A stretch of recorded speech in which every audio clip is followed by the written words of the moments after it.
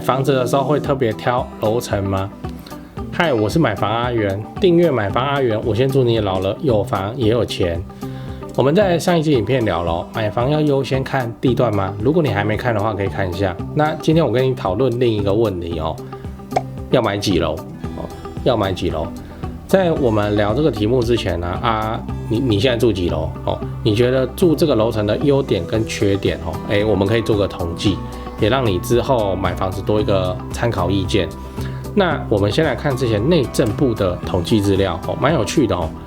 2020年的时候，大家大概都买11到15楼，这是偏好了11到15楼。然后去年开始买4到5楼的人变多了。我的判断是这样，因为低楼层的总价比较便宜嘛，所以想要把预算购物预算压在1000万以内的，那它的选项大概就只剩下中低楼层的案子。所以你也可以猜测5年以后还会有更多的低楼层的成交会跑出来。因为这些买低楼层的客群就是预算考量才低楼层。那同一笔预算能住高楼，谁不想住高楼？这个楼越高的话，景观跟隐私都会比较好嘛。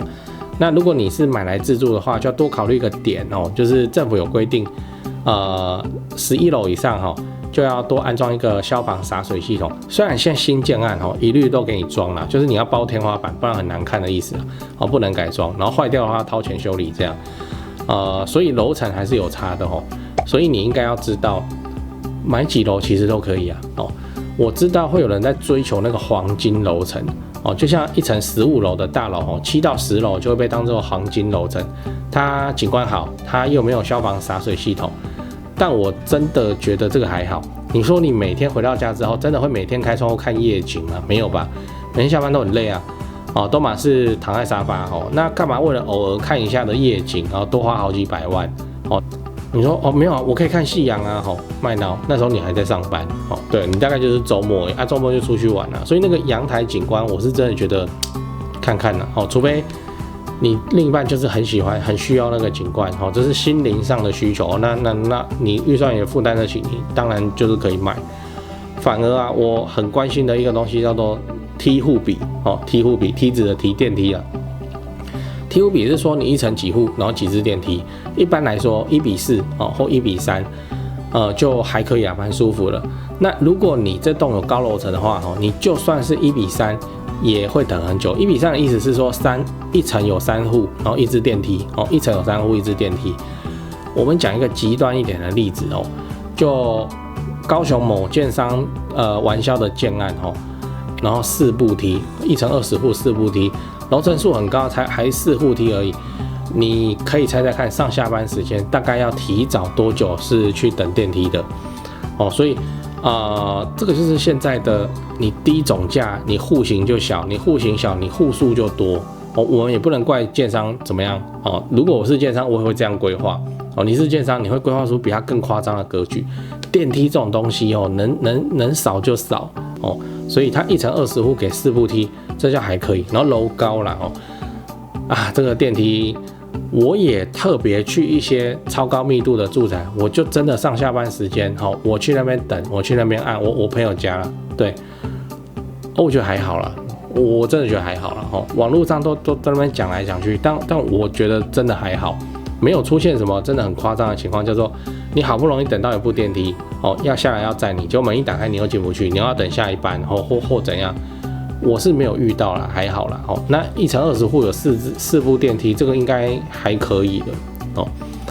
我反而比较困扰的是那种一层2户1部梯一层2户，你这感觉很好你才2户而已，你就用1部电梯，问题是就很难等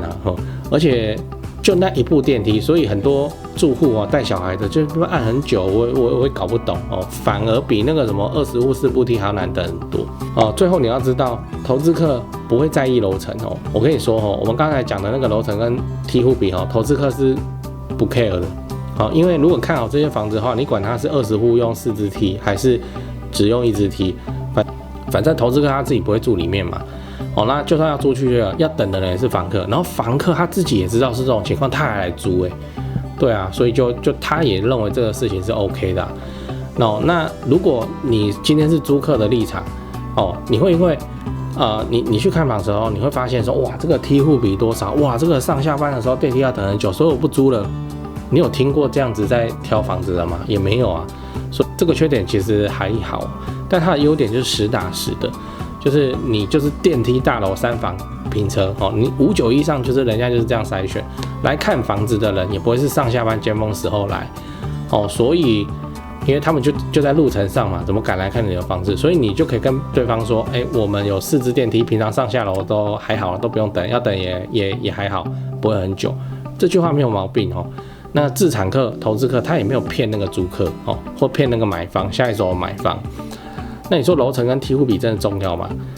我到现在我会说真的还好哦。重点是你是自产目的的话，你的投报率算起来要漂亮，这个更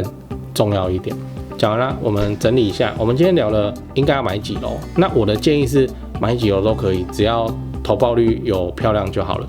哦，只要你自己也喜欢那就好了。哦，那与其你去研究楼层哦，倒不如去看一个叫梯户比哦。梯户比，如果梯户比哦小于1:4的话，就是一层超过4户只用1支梯的话，那上下楼的时间哦会明显的会变久起来哦。但如果是投资客买来自产的话哦，梯户比对他来说，这个反而又没有差了。重点还是在投报率身上。最后我想问你，你有绝对不买的楼层吗？我们都听过嘛，4楼嘛。对不对哦？然后基督教的话13楼他不要嘛，对，那你有绝对不买的楼层吗？如果有，那你的原因是什么？欢迎底下留言跟大家分享，一起讨论一下。讲八卦哦，讲八卦。就刚刚的例子啊，什么1层20户4步梯，这个还好，这真的还好。有更高密度的住宅，1层33户4步梯的，对哦，就套房产品，那个才叫恐怖。台湾人有多爱买房子，我想不需要我来说明哦。最后我分享一下我的一些心得给你了，因为太多人私讯问了，那干脆拍成影片。先说结论哦，买房自产是为了老了有房也有钱，不是为了短期炒作哦。现在短期炒作赚不到什么钱哦，你不要搞错了。那自产就是来配合政府的社会住宅政策，你就做个好房东，一直出租合法报税哦。我的心得哦，第一个，不要爱上你要用来自产的房子。你是要自产不是要买来当传家宝的哦。只要整洁干净、好出租，整理到出租给人家问心无愧，这样就可以了。重点是好出租哦，不是你喜欢哦。好出租的房子比自己喜欢要重要太多了。第二点，不要用自住的眼光来挑选你要出租的房子就你是要出租你不是要自己住所以什么高楼层啊、有景观啊，其实这种条件是很好，但它没办法让你的租金多收1万块、2万块租金租的是行情跟你房子的总价没什么关系那3房平车就是3房平车的租金行情，2房没车位就是2房没车位的租金行情，所以你打定主意你是要自产。那你更好的选择是你看中一个社区，那个社区里面的什么低楼层啊、面中庭啊这种房子，因为同个社区高楼层同样的房型你跟它租金差不到3000块，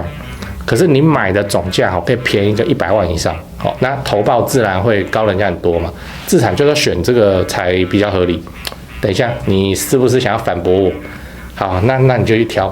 高楼层有景观，那总价比人家买超过贵100万，然后跟低楼层面中庭的包租公收其实差不多的租金都可以你爽就好。第三点，非常具有潜力的房子往往都很反直觉可是那个才是好东西。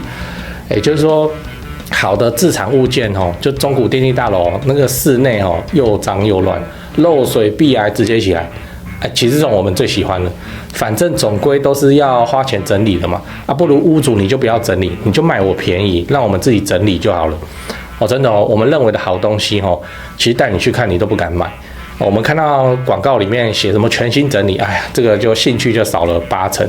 这个要讲不完啊。总之就是说，自产物件它其实都是反直觉的，它的卖相都不好就是因为它卖相不好，因为它烂，所以它总价才低，它总价低，投报才高那新手很容易不小心去买到那种贵松松的漂亮房子，那变成说它有涨没错啦，可是它涨上去空间也不大